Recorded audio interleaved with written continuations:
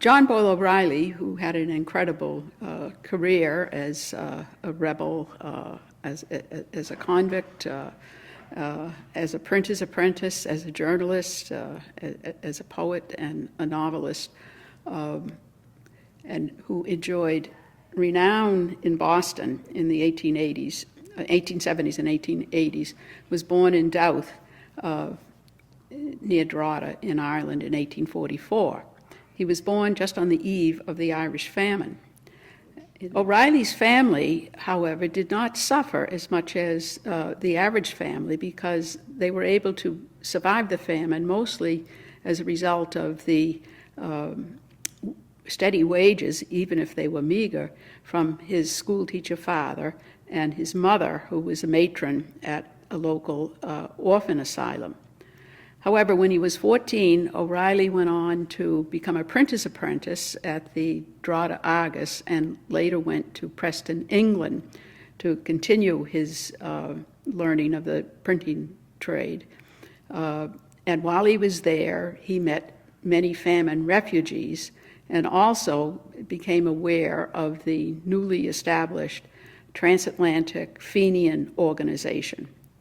Now, the Fenian Organization had as its principal aim the military overthrow of the British government in Ireland and the establishment of a republic. After 4 years in Preston, he returned to Dublin and enlisted in the very elite 10th Houthers unit, a cavalry unit that was based in Dublin. And it was shortly thereafter that he took the Fenian Oath and officially joined the Irish Republican Brotherhood. However, in 1865, British spies were able to detect what the activities of the Fenian leadership were, and the Dublin leadership was arrested in September of that year. And 6 months later, O'Reilly himself was arrested as a result of his attempts to recruit soldiers into the Fenian movement.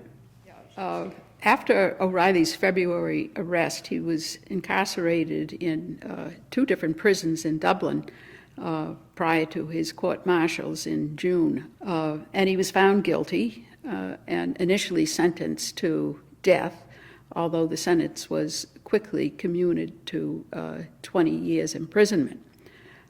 Following that, he was formally stripped of his military uniform. His head was shaved, and he had to don the clothing of a convict. After this imprisonment in England, he and other military Fenians were transported to Australia, as the authorities did not want too many Fenians on the mainland. They thought that was a big danger. So they boarded a prison convict ship called the Hougoumont and took a 3-month voyage to Australia. But the thought of 20 years of being in Australia was too much for him. And he confided in a local Irish priest who was visiting the camp that he wanted to leave, and he didn't care whether or not he lost his life in the attempt.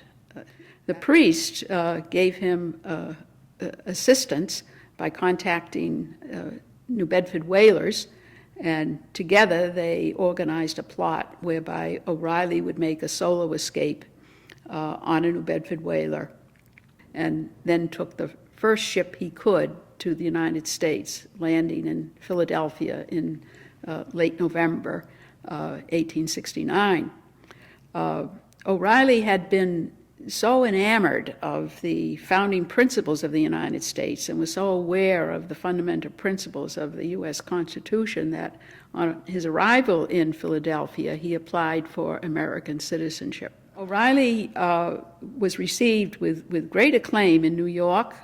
He gave many lectures in which he talked of his prison experience and did a lot to kind of boost the morale of fellow Fenians and Fenian sympathizers in the city. However, he was disappointed with the large amount of factionalism that was there in the Fenian community in New York and decided to make his way for Boston.